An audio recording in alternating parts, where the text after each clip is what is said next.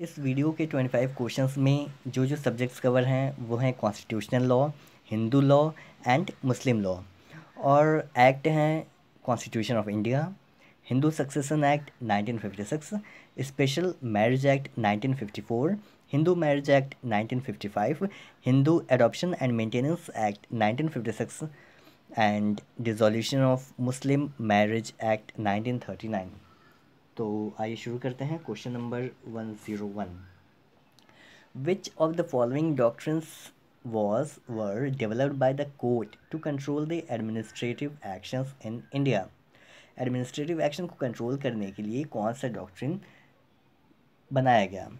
तो पहला है doctrine of promissory estoppel and doctrine of legitimate expectations. दूसरा है doctrine of separation of powers, judicial activism and rule of law.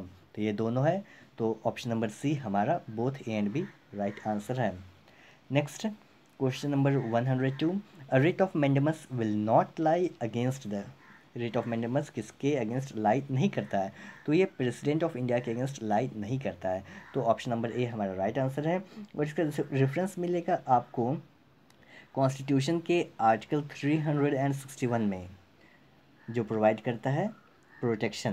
किसे protection? President और governors को। Next article 103, question 103, article 310 of the Indian constitution embodies the 310 में, article 310 में क्या है? Doctrine of pleasure. तो हमारा option number A right answer है। और article 310 grants the president and the governors the power to remove the officials from the service at their description. Next question number 104, what is the effect of violation of the rule Audi alteram partem on an administrative action? Audi alteram partem का violation होता है। Audi alteram partem natural justice है, जिसका मतलब होता है here the other side या here both the parties। अगर इसका violation होता है तो क्या होगा इफेक्ट? मेयर इरेगुलरिटी या नल एंड वॉइड या एन इलीगलिटी या वॉइडेबल। तो इसका राइट आंसर है option number B, null and void. Next question 105, in which of the following cases the supreme court, किस केस में सुप्रीम कोर्ट ने हेल्ड ये किया कि नेचुरल जस्टिस का जो प्रिंसिपल है वो एप्लीकेबल है एडमिनिस्ट्रेटिव प्रोसीडिंग्स पर भी? किस केस में हुआ ये केस? हुआ इस केस में हेल्ड हुआ A K Kraipak versus Union of India, option number C. Next,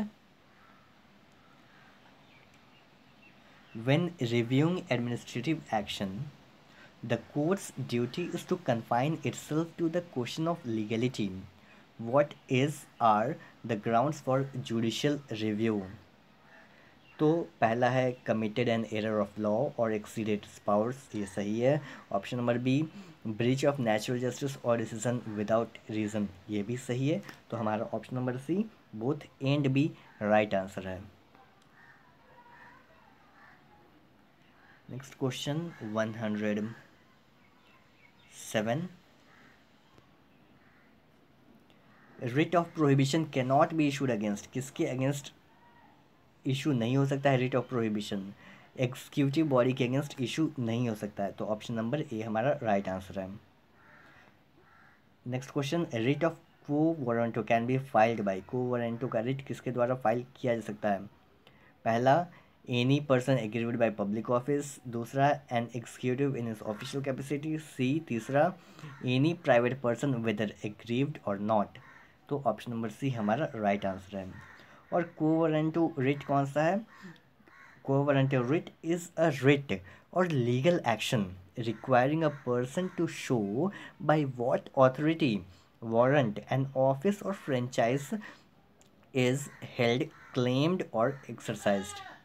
Next question number 109, the idea of ombudsman was first suggested by, किसके द्वारा आइडिया ombudsman का सजेस्ट किया गया सबसे पहले?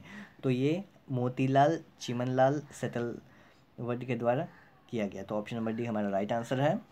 Next question number 110, the action of administrative tribunal is considered as, administrative tribunal कोई भी action लेता है तो उसे क्या माना जाता है? प्योरली जुडिशियल या प्योरली एडमिनिस्ट्रेटिव या क्वासी जुडिशियल या ऑल ऑफ द अबव? तो इसका राइट आंसर है quasi judicial. Next question number 111 Hindu law का क्वेश्चन है।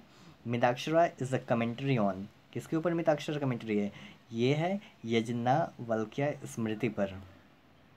Next, by the Hindu succession amendment act 2005, Hindu succession amendment act 2005 के द्वारा क्या हुआ? तो अमेंडमेंट में 2005 में डॉटर भी को पार्टनर बन गई। डॉटर ऑफ अ को पार्टनर हैज़ बिकम अ को पार्टनर, ऑप्शन नंबर डी। और इसका रेफरेंस मिलेगा आपको हिंदू सक्सेशन एक्ट 1956 के सेक्शन 6 में।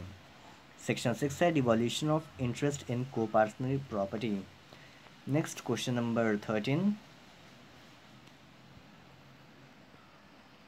marriage of a Hindu co-partner with a Hindu girl or with any other under the Special Marriage Act 1954, तो क्या होगा? Does not have any effect on joint family status of the co-partner, या option number B automatically severs his membership of the co-partner and of the joint family, option number B हमारा right answer है। और इसका reference मिलेगा आपको special marriage act 1954 के section 19 में। Section 19 है effect of marriage on member of undivided family. Next question number 114, pregnancy of a girl at the time of her marriage during the under the Hindu marriage act 1955 क्या होगा? will be a ground for making the marriage as voidable, option number D. और इसका reference मिलेगा Hindu marriage act 1955 के section 3 सब section 1 clause D में। Section 3 definition section है और सेक्शन 3 1D है यूटेराइन ब्लड।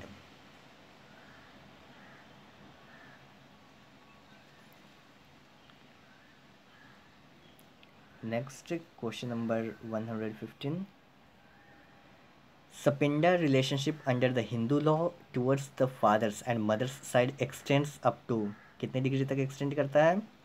ये 5 डिग्री towards the father side and 3 degrees towards the mother side, option number C.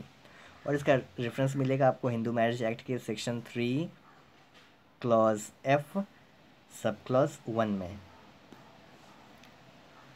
116, a decree of judicial separation passed by a competent court between the parties to a marriage, ये क्या होगा? Option number D देखिए, does not affect the marital relationship but suspends the conjugal relationship till the period of decree.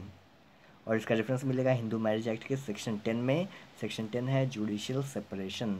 Next question 117, under the Hindu succession act 1956 daughter's son and father of a male Hindu are legal heirs and they are placed as the following. Option number C, daughter's son is placed as class 1 and father as class 2 heir of the schedule. और इसका reference मिलेगा आपको section 8 में Hindu succession act के और read with schedule of the Hindu succession act. Section 8 है general rules of succession in the case of males. Next 118, marriage of a Hindu male और female under the Hindu marriage act 1955 with a person of unsound mind और one suffering from mental disorder. Hindu में शादी हो जाती है किसी पागल से, किसी नॉर्मल इंसान का, मेल हो या फीमेल हो, किसी पागल से हो जाता है, तो वो क्या होगा? नॉट वॉइड, वो शादी कैसा होगा? नॉट वैलिड या वॉइड या वॉइडेबल या परफेक्टली वैलिड, क्या होगा? तो इसका आंसर है voidable, option number C. Reference मिलेगा आपको हिंदू मैरिज एक्ट के section 12 sub section 1 clause B. Section 12 है voidable marriages.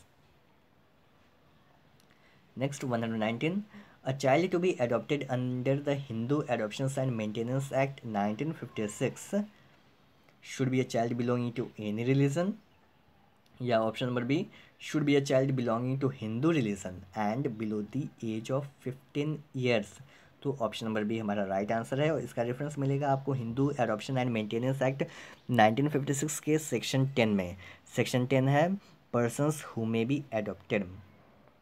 Section 120, question 120, under the Hindu marriage act 1955 a marriage is treated as void if it, कब वॉइड माना जाएगा?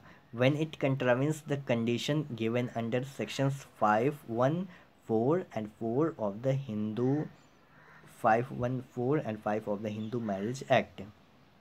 इसका option number D right answer है और इसका रेफरेंस मिलेगा हिंदू मैरिज एक्ट 1955 के सेक्शन 11 में। सेक्शन 11 है वॉइड मैरिजेस।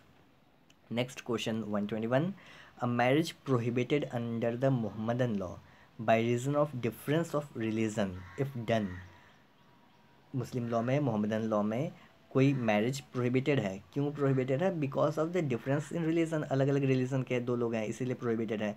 अगर हो जाता है शादी ऐसा तो ये क्या होगा? वैलिड होगा, वॉइडेबल होगा, इरेग्युलर होगा या वॉइड होगा?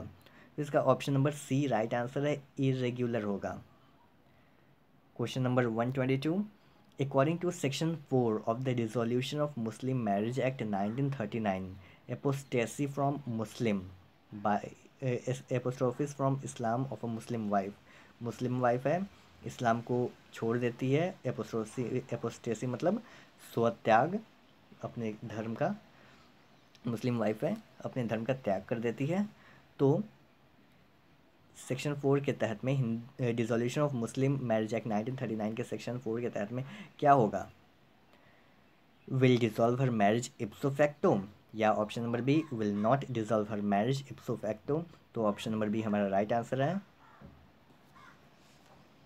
सेक्शन 4 है effect of conversion to another faith. Next question number 123, which one of the following is not essential for a valid gift और Hiba under the Mohammedan law? कौन सा एसेंशियल एलिमेंट नहीं है? तो option number A declaration of gift essential है, acceptance of gift ये भी essential है। नेक्स्ट देखते हैं, delivery of possession of the property by the donor to the donee ये भी एसेंशियल है। Option number D written documentary proof of the gift ये एसेंशियल नहीं है, तो हमारा option number D right answer है। और हिबा का एसेंशियल क्या क्या है? पहला एसेंशियल है इज्ब ओ कबाल, दैट इज़ ईजाब, ईजाब मतलब होता है ऑफ़र करना है, एंड कबाल, कबाल मतलब एक्सेप्टेंस, एंड ट्रांसफ़र, ट्रांसफ़र मतलब कब्ज़ा। दूसरा है एसेंशियल हिबा का एक्सेप्टेंस बाय द डोनी, और तीसरा है delivery of possession by the donor and taking of the possession by the donee. Possession might be constructive और actual. Next question number 124, which one of the following is the leading case under the Mohammedan law on widow's right to retain possession of her husband's property? कौन सा leading case है? तो option number D देखिए, मैना बीबी versus Chaudhary वकील अहमद, ये right answer है हमारा, ये इसी केस में हुआ। Next question number 125, who under the Mohammedan law can claim right of preemption? कौन क्लेम कर सकता है? तो शफ़ी ए शरीक यानी को शेयर इन द प्रॉपर्टी, शफ़ी ए खालिद यानी a participator in immunities and appendages, या शफल ए जार an owner of contiguous immovable property. तो इसका राइट आंसर है option number D all of the above, सारे।